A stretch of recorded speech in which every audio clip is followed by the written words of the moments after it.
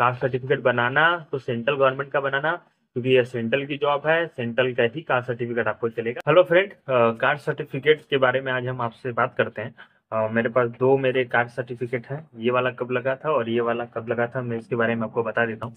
तो चलिए, अगर देखिए अभी फॉर्म वगैरह भरा नहीं रहे तो सबसे पहले आप जाइए अपने नज़दीकी जो आपके जो तहसीलदार हैं, मतलब जहाँ भी तहसील है। मैं उत्तर प्रदेश से हूँ तो यहाँ पे तहसील ही बोलते हैं, तो आप अपने नज़दीकी जहाँ से जाइए, जहाँ से आपका कोर्ट कचहरी का काम होता है, वहाँ से एक सेंट्रल गवर्नमेंट का कास्ट सर्टिफिकेट आप बना लीजिए।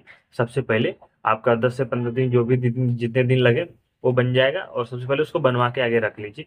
देखिए, मैंने जब फॉर्म भरा था 2019 में, तो जो मैंने कास्ट सर्टिफिकेट लगाया था, और आपको पता है कि ये एग्जाम जो था रेलवे का 2019 वाला, वो 23 में हुआ था, 22 में हुआ था, 22 में एग्जाम हुआ था, 3 साल के डिले के बाद हुआ था। तो इसके अंदर जो हम लोग का जो कास्ट सर्टिफिकेट जो हम लोग लगाया था वो हमारे पास था नहीं, तो उसको वैलिड नहीं माना माना गया। बोला कि आप डीबी के टाइम पे अपना एक अदर अपना कोई कास्ट सर्टिफिकेट लेते हैं ना। हम लोग के सीन में ऐसा केस हुआ था, लेकिन आपका क्या है, आपका जल्दी जल्दी सब प्रोसेस होगा क्योंकि कोविड वगैरह है नहीं। तो फिर देखिए मैंने क्या किया था, मेरा तो वो वाला खो गया था। तो डीबी मेरी थी, मेरी जो डीबी के अंदर ही आपका कास्ट सर्टिफिकेट लगता है। जब आप एग्जाम क्वालिफाई करते हो, आप दौड़ क्वालिफाई करते हो, उसके बाद आपके डीबी का नंबर आता है। तो फिर डीबी के अंदर हमसे मांगा गया, डीबी थी मेरी 12 मार्च 2023 को मेरी डीबी थी। और मैं आपको अपना सेंट्रल गवर्नमेंट का कास्ट सर्टिफिकेट दिखाना चाहूंगा। यहाँ पे देख लीजिए, यहाँ पे मैंने इसको बनवा लिया था 10 फरवरी 2023 को इसको बनवा लिया था। और डीवी के अंदर मैं लेके गया था, तो आराम से मैं डीवी में क्वालिफाई हो गया था। वहाँ पे इन लोगों ने देखा था मेरा कास्ट सर्टिफिकेट, बस उन्होंने बस जाने दिया। कोई रोक टोक नहीं करता भाई, मैं आपको बता दूं, ज्यादा कोई रोक टोक नहीं करता कास्ट सर्टिफिकेट के नाम पे। तो आप ये कास्ट सर्टिफिकेट अपना मतलब डीवी से कुछ दिन पहले का बनवा लोगे तो भी चल जाएगा, कोई ज्यादा उसके लिए वो लोग बोलते नहीं है।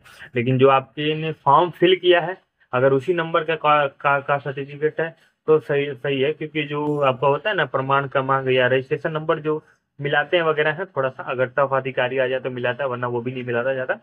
तो आप अपना कास्ट सर्टिफिकेट जाके बनवा लो। देखिए, ये तो हो गई डीवी की बात। डीवी में आपको जो अपना कास्ट सर्टिफिकेट फॉर्म में लगाओगे वही आपको देना पड़ेगा, ठीक है।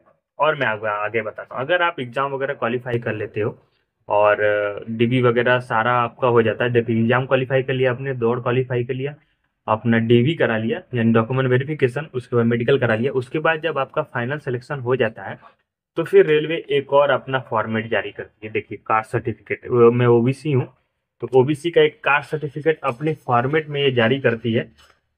पूरा ये हैंडमेड होता है, आपको जैसा जो कॉलम रहते हैं उसको भरना रहता है, और अपने जो डीएम या तहसीलदार के पास जाके इसके अंदर ओरिजिनल साइन और उनके जो मोहर वगैरह रहते हैं उसको लेनी पड़ती है। तो फिर जब आपका जब पूरा प्रोसेस हो जाएगा, जब आप ज्वाइनिंग लेने जाओगे, तो आपको ये वाला ये जो ऑफलाइन मोड का रहता है अपना कास्ट सर्टिफिकेट, ये आपको देना पड़ता है।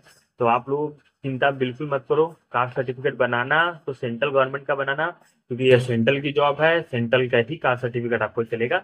तो आप ये सब काम कर सकते हो, वरना कास्ट सर्टिफिकेट को लेके ज़्यादा कोई दिक्कत की बात है नहीं, टीवी में भी आराम से हो जाता है।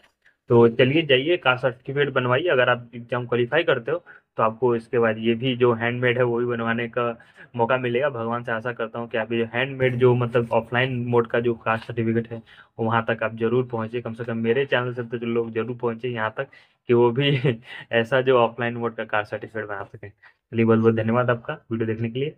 आशा करता हूँ वीडियो आपको अच्छी लगी होगी, कमेंट जरूर करिएगा। बाय।